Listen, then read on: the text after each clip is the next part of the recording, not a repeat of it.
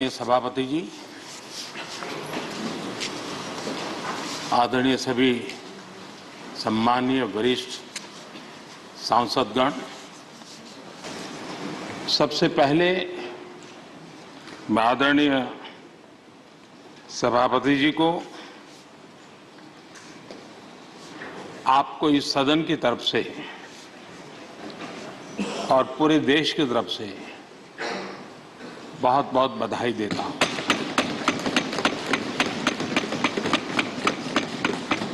आपने एक सामान्य परिवार से आकर के संघर्षों के बीच जीवन यात्रा को आगे बढ़ाते हुए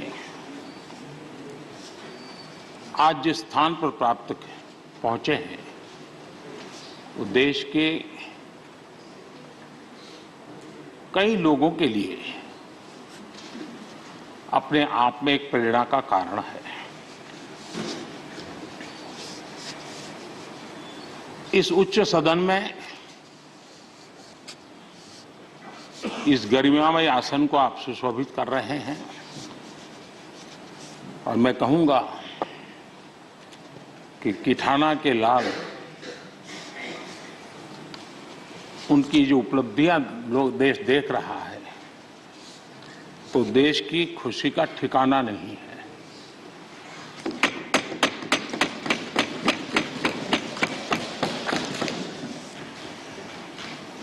आदरणीय सभापति जी, ये सुखद अवसर है कि आज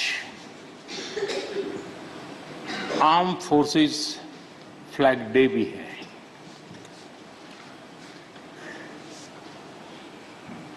आदरणीय सभापति जी, आप तो झुंझुनू से आते हैं। झुंझुनू वीरों की भूमि है। शायद ही कोई परिवार ऐसा होगा कि जिसने देश की सेवा में अग्रिम भूमिका न निभाई हो। और ये भी सोने में सुहागा है कि आप स्वयं भी सैनिक स्कूल के विद्यार्थी रहे हैं। तो किसान के पुत्र और सैनिक स्कूल के विद्यार्थी के रूप में मैं देखता हूं कि आप में किसान और जवान दोनों समाहित हैं।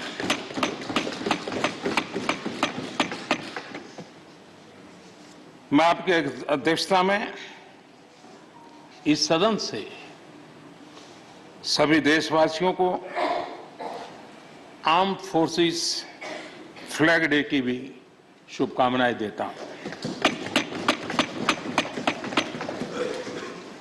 मैं इस सदन के सभी आदरणीय सदस्यों की तरफ से देश के आर्म फोर्सेस को सैल्यूट करता हूं।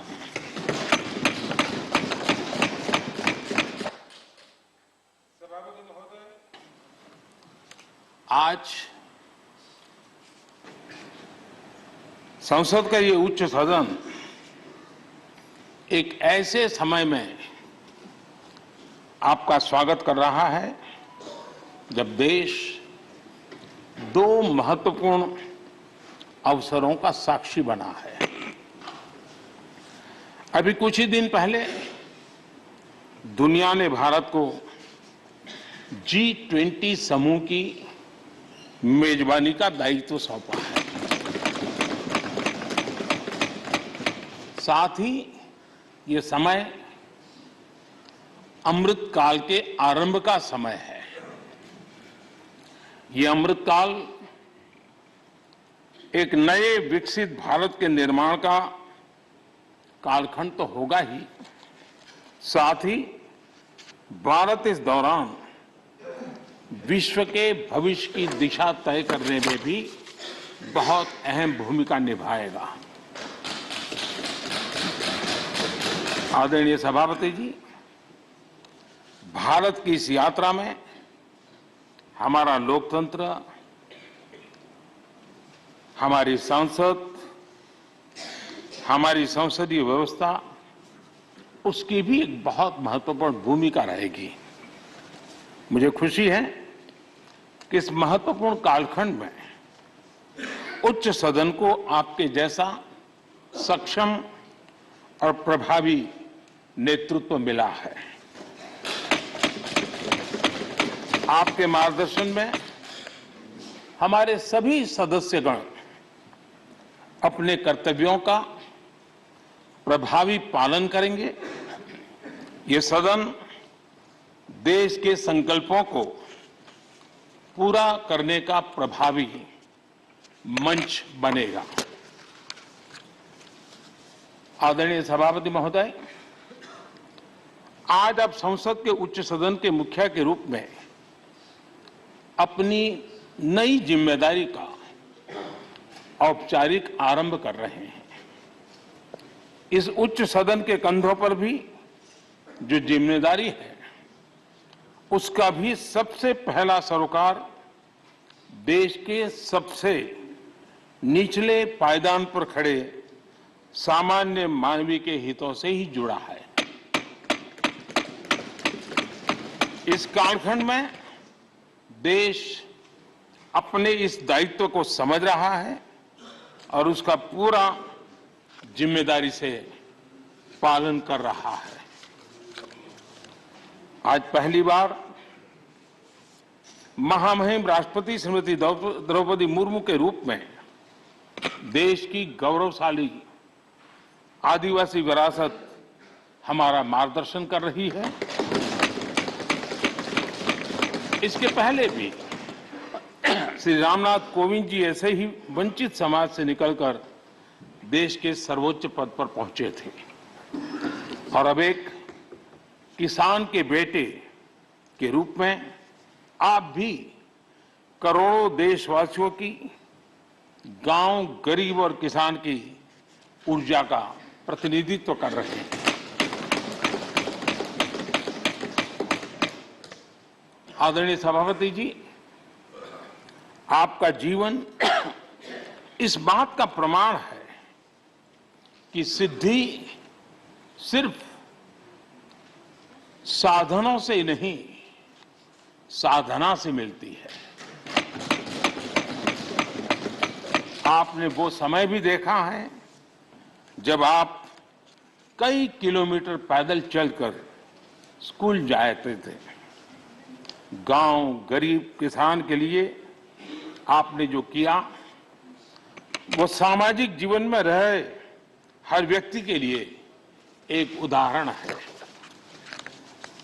आदरणीय सभापति जी, आपके पास सीनियर एडवोकेट के रूप में 3 दशक से ज्यादा का अनुभव है।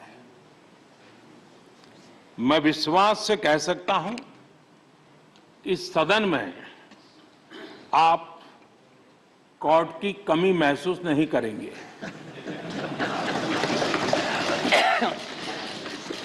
क्योंकि राज्यसभा में बहुत बड़ी मात्रा में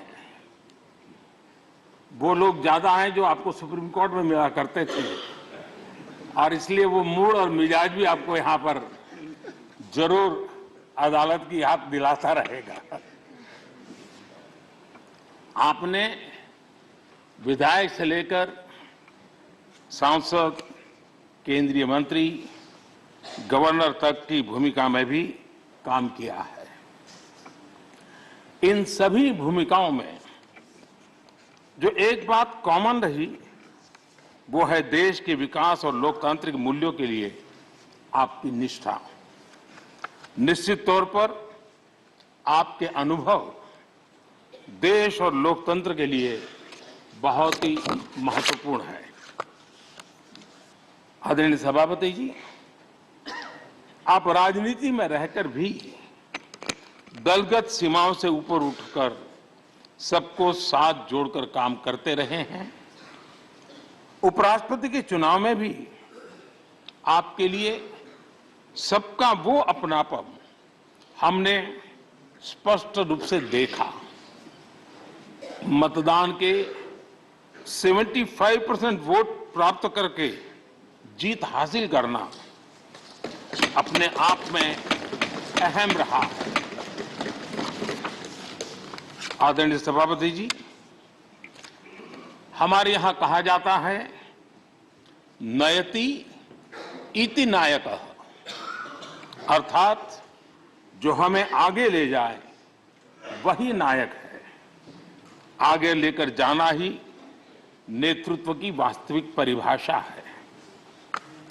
राज्यसभा के संदर्भ में ये बात और महत्वपूर्ण हो जाती है क्योंकि इस सदन पर लोकतांत्रिक निर्णयों को और भी रिफाइंड तरीके से आगे बढ़ाने की जिम्मेदारी है।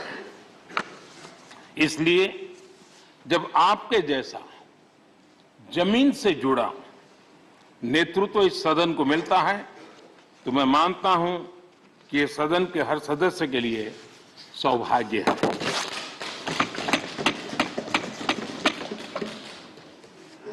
आदरणीय सभापति जी, राज्यसभा देश की महान लोकतांत्रिक विरासत की एक संवाहक भी रही है और उसकी शक्ति भी रही है। हमारे कई प्रधानमंत्री ऐसे हुए जिन्होंने कभी न कभी राज्यसभा सदस्य के रूप में कार्य किया।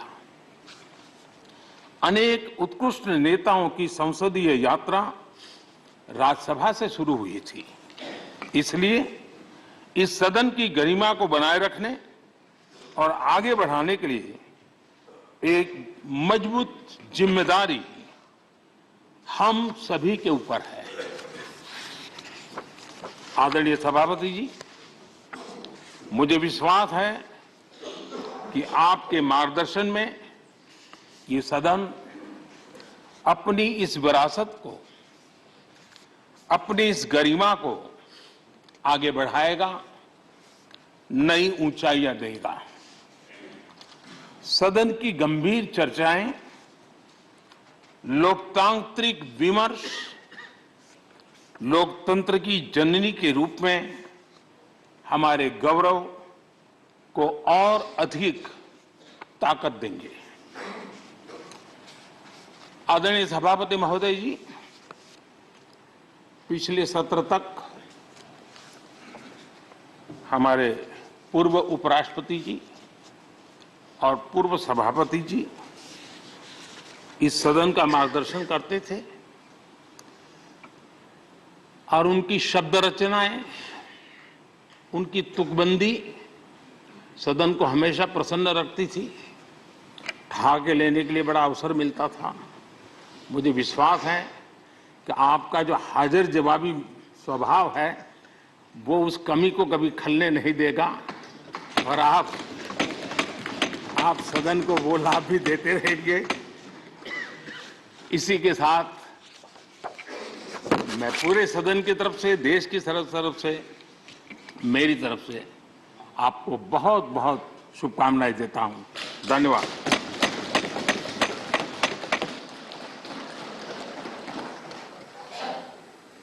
Honourable deputy chairman.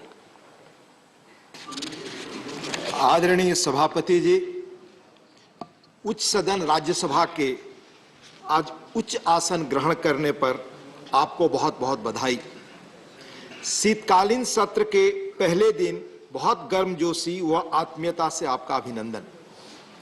सदन के इतिहास में इस आसन पर बैठने वालों का गौरवपूर्ण इतिहास है। अपने अपने तरीके से सदन के कामकाज को सुचारू रूप से चलाने में सबका महत्वपूर्ण योगदान है। इनमें से कुछ लोग संसदीय बैकग्राउंड से थे, कुछ संसदीय जीवन के बाहर से भी आए, पर आपको पब्लिक और पार्लियामेंट्री लाइफ दोनों का विस्तृत अनुभव है। माननीय प्रधानमंत्री जी ने बहुत विस्तार से आपके जीवन के बारे में बताया। आप साधारण किसान परिवार में जन्मे, स्कूल की आरंभिक शिक्षा गांव में हुई। इसके बाद तरह तरह के संघर्ष व कठिनाइयों के बीच अपनी प्रतिभा के बल आप सैनिक स्कूल चित्तौड़गढ़ पहुंचे। वहां से प्रतिष्ठित महाराजा कॉलेज जयपुर से विज्ञान से स्नातक की पढ़ाई की।